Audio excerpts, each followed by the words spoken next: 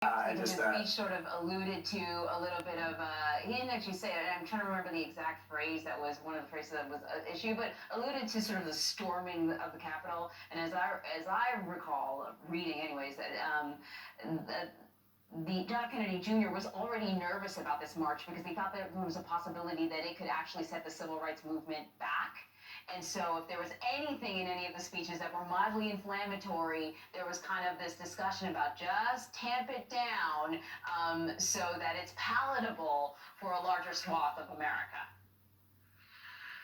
You got to remember, Lewis was about a decade younger than many of his contemporaries. You know, Martin Luther King was 11 years older than John Lewis. He called him the boy from Troy, in part because he was a bit of a little brother to that group. So there was very much that dynamic that was in play. Joel, I should just point out to our viewers that they are looking at right now the color guard, the military color guard that is carrying the casket of the late Congressman John Lewis, which will then make its way to the Capitol Rotunda, where it will lie in state. And as Anne-Marie pointed out earlier, by invite, you will be, people who are invited will be able to pay their final respects to Congressman Lewis. A very solemn moment here. I don't know if there's any sound, but I always find an honor guard to be one of the most respectful, one of the most honorable ways to honor our dead. This is a very moving moment here.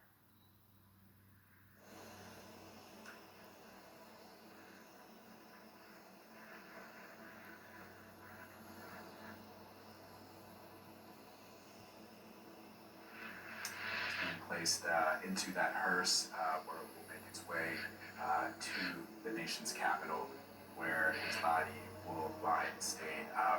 Joel, to the point that you were making earlier about it being sort of young and a firebrand and perhaps being a little too hot for the leaders at the time, a lot has been written and a lot has been asked about the moment that we're living in now, as Anne-Marie, just to continue to jump off the point that Anne-Marie made. With regards to, there's the final salute there by the color guard as the casket is placed into the hearse there.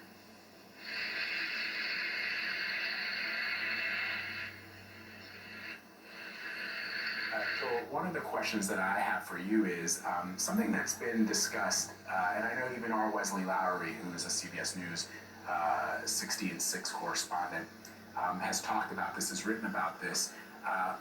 Because I love the story, and I bring it up all the time when we talk about Congressman Lewis, about writing a letter to Dr. King when he was still a teenager, about being galvanized by the movement, and Dr. King saying, you know, come along and join us and be a part of this. The notion, he sent him a bus ticket, exactly, you know. The notion, that we had someone who the entire nation coalesced around in Dr. King.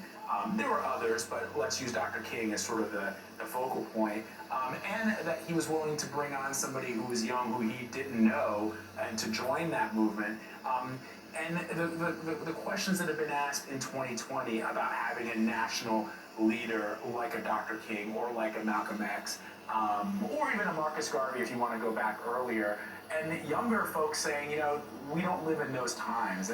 The moment that we are in 2020 does not call for a singular leader